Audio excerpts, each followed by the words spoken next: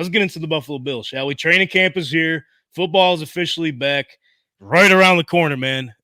Buffalo Bills had themselves quite it wasn't a quiet offseason, to say the least. Losing pretty big pillars of their team, everything going on, readjustments of the coaching staff and what have you. With that being said, what is your, I guess, long story short, expectations for this team after massive changes to their roster going into this year? Well, look, I mean, I get asked all the time if there's a reset year or a rebuild year, and my answer is always the same. As long as you have Josh Allen, you're going to be fine. And the Bills still have Josh Allen, so they'll be fine. Now, what does fine look like? I mean, there's a reason why they're still the favorites to win the AFC East, and we're talking, Vegas betting odds here. And Vegas, they can be wrong, but they don't build those casinos because they're generally losing money, right?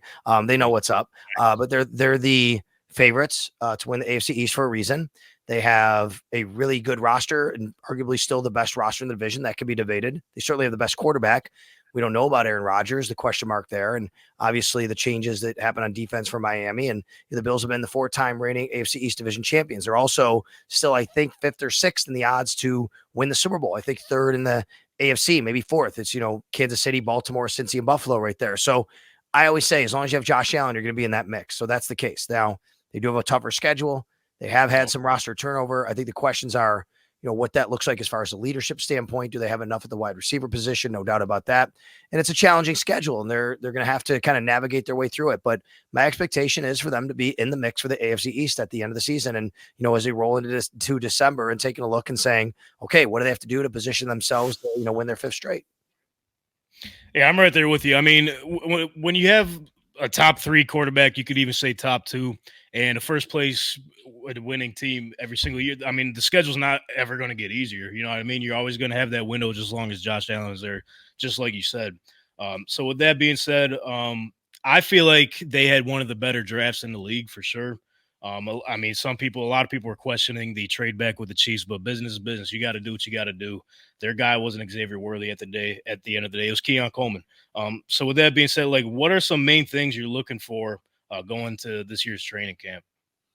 Well, I think number one is the wide receiver position, of course, right? I mean, we don't know how good Keon Coleman's going to do. We don't know if they made a good call. I agree business is business. I didn't agree with anybody who said that they shouldn't trade with the Kansas City Chiefs because of where they are and the Mahomes and trade and all that. That shouldn't matter.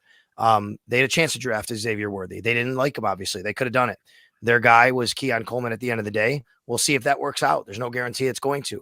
But that being said, now at wide receiver, look, they have one player, Khalil Shakir, who caught a pass from Josh Allen so far in a regular season game. The rest are all new guys. I really like Curtis Samuel a lot.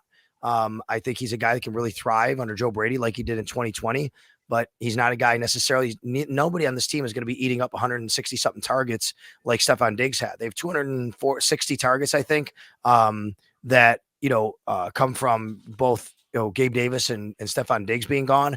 And I think the question is where that comes from. So certainly I think that's an area that you look at to see, what they're going to be like at wide receiver. But you factor in Dalton Kincaid and what he can do. And I think that he might be, at the end of the day, I think Dalton Kincaid is probably the guy that leads this team in targets and receptions, and he comes from the tight end position. But it's going to be a really interesting transition to see what they have at that position for sure. So going into training camp, and obviously, like I mentioned, I think the Bills had one of the better drafts out of the 32 teams in the league.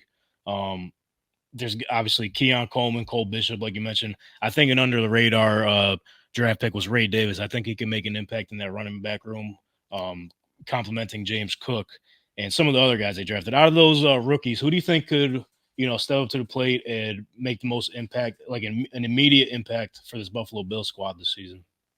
Well, look, I wonder what Ray Davis's role is. I was not a big fan of the Ray Davis pick, not because I don't like Ray Davis. I think he could be good. Ray Davis could be good. There's no doubt. I just don't like taking running backs in the middle rounds. I think you can find running backs later in the draft. I think you can find running backs in undrafted free agency. I mean, heck, they went out and signed Frank Gore Jr. I mean, you can find guys. They brought back Ty Johnson. I just don't know what Ray Davis's role is going to be. James Cook was in the top 6 in the NFL last year. He's 4th and 6th in rushing yards and yards from scrimmage, one or the other that way. But he's a really good player. Question for me is Ray Davis a true number 2 running back that he can play 3 downs if something happens, or is he going to be your short yardage back? He'll have a role, no doubt. But I didn't love taking a running back in the middle round pick. But we'll see obviously they have plans for him. And I like Ty Johnson. I think Ty Johnson did a good job. So I think they have a solid running back room, especially I think to me, James Cook was a more underrated player at the end of last year throughout the entire NFL. A guy that I think can make, but that I like though is Javon Solomon, their defensive end. They took out of Troy in the 5th round. Look, this team has they have guys at defensive end.